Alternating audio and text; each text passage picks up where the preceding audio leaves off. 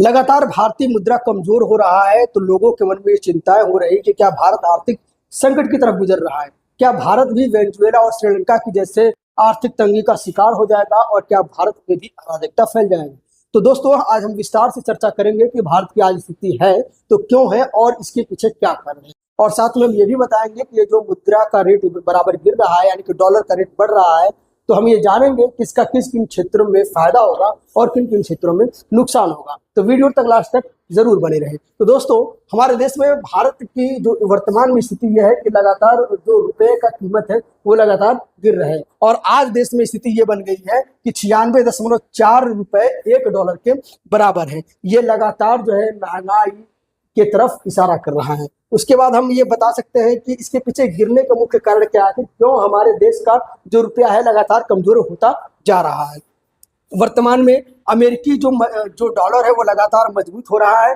कच्चे तेल की मार है, यानी कि आप लोग को पता है रूस यूक्रेन चल रहा है, ईरान से युद्ध चल रहा है और हम ज्यादा तेल खरीदने के लिए महंगे दामों पर डॉलर पे कर रहे हैं, इसलिए डॉलर मजबूत हो रहा है। दूसरी चीज क्या है इसके मुख्य कारण कि जैसे ही डॉलर का रेट बढ़ा है तो जो भारत में जो निवेशक थे, जो विदेशी निवेशक थे, उन्होंने अपना पैसा निकालना प्रारंभ कर दिया, क्योंकि जब वो डॉलर यहाँ पे निवेश किए थे तो एक डॉलर के बदले 70 रुपए या 60 रुपए निवेश किए थे, लेकिन आज एक डॉलर के बदले 94 रुपए निवेश कर रहे हैं, यानी कि एक डॉलर के प्रति उनको 30 रुपए का फायदा हो रहा है। इसलिए वो अपने डॉलर को, इसलिए अपने विदेशी जो ये निवेशक थे अपने पैसे को यहाँ से, पूंजी को भारत से निकाल रहे हैं। तो ये सबसे बड़ा कारण ये उभर कर आया है। उसके बाद अगर हम बात करेंगे कि सबसे ज्यादा जो दिक्कत है आयात निर्यात में, यानी कि जैसे ही यहाँ पे रुपया का रेट गिरने लगा, हमारे देश में आयात निर्यात जो है एक बैलेंस जो ट्रेड डेफिसिट बनता जा रहा है और जिसकी वजह से हमें लगातार व्यापार घाटा हो रहा है। उसके बाद अगर हम बात करेंगे कि आम जनता पर इसका सीधा असर कैसे पड़ रहा है, आम जनता पर ईंधन और दैनिक राशन जो है लगातार बढ़ रहे हैं, क्योंकि डॉलर का रेट बढ़ने से जितने भी आयात की हुई वस्तुएं रहती है उन पे लगातार वृद्धि हो जा रही है। उसके बाद इलेक्ट्रॉनिक्स के उत्पाद है जो अक्सर हम चाइना और अमेरिका से खरीदते हैं, मोबाइल वगैरह और जो लिथियम से बनी बैटरियां वगैरह होती है, उनके रेट लगातार बढ़ रहे हैं। और साथ में जो भारत के लोग विदेशों में जाकर शिक्षा ग्रहण करते हैं उनके लगातार महंगाई बढ़ रही है, क्योंकि पहले वो 70 रुपए का एक डॉलर देकर शिक्षा ग्रहण करते थे, लेकिन आज जो है 96 रुपए दे रहे हैं। तो ये बड़ी चिंता का विषय है। उसके बाद अगर हम बात करेंगे कि कमजोर अगर रुपया हुआ तो किसे फायदा, देखिए हर सिक्के के दो पहलू होते हैं।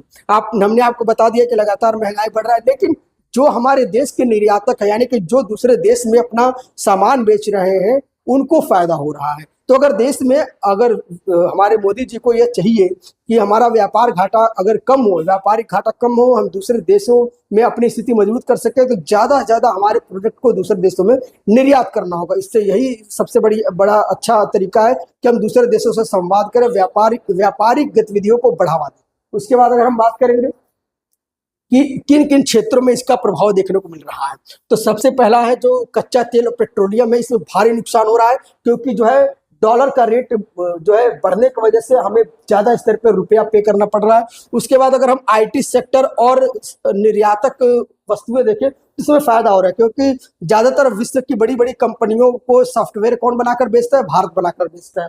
उसके बाद तो ये वहां पे फायदा है, क्योंकि डॉलर में ज्यादा पैसा वहां से दूसरे देशों से आ रहा है।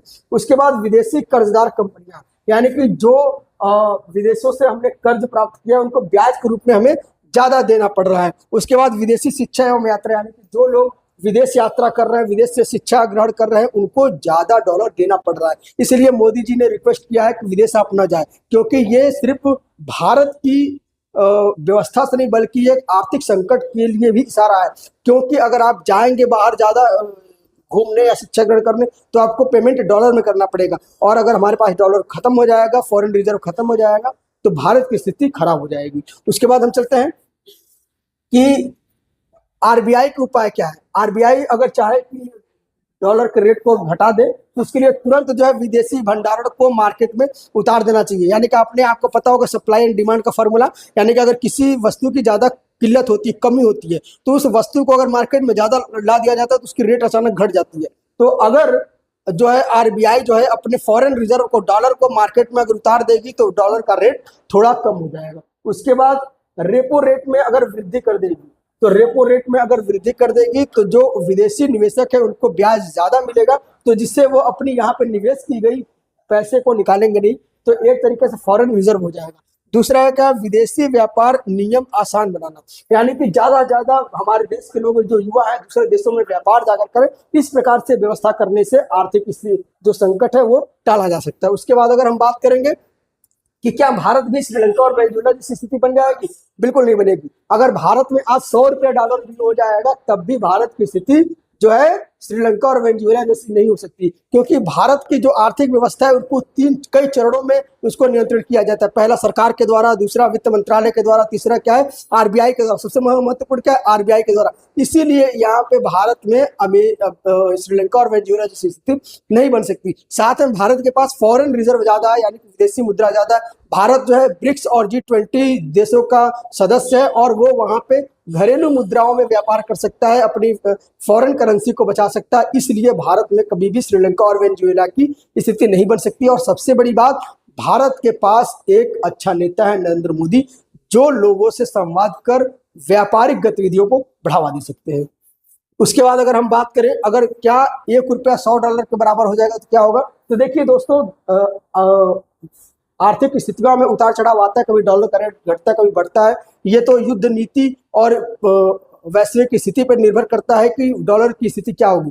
लेकिन दोस्तों, भारत में अभी आर्थिक संकट से जरूर गुजर रहा है, लेकिन एक समय के बाद स्थिरता आएगी और भारत में जो डॉलर का रेट बढ़ा है 100 रुपये, वो धीरे धीरे अपने न्यूनतम कम दर पर आ जाएगा। तो इसलिए बिल्कुल घबराने की जरूरत नहीं है, बस हमें मोदी जी द्वारा दिए गए निर्देशों का पालन करना है और कुछ स्तर पर हमें यह प्रयास करना है कि फॉरेन रिजर्व ज्यादा बच सके। यह वीडियो आपको कैसा लगा कमेंट में अपनी राय जरूर दें। Thank you very much.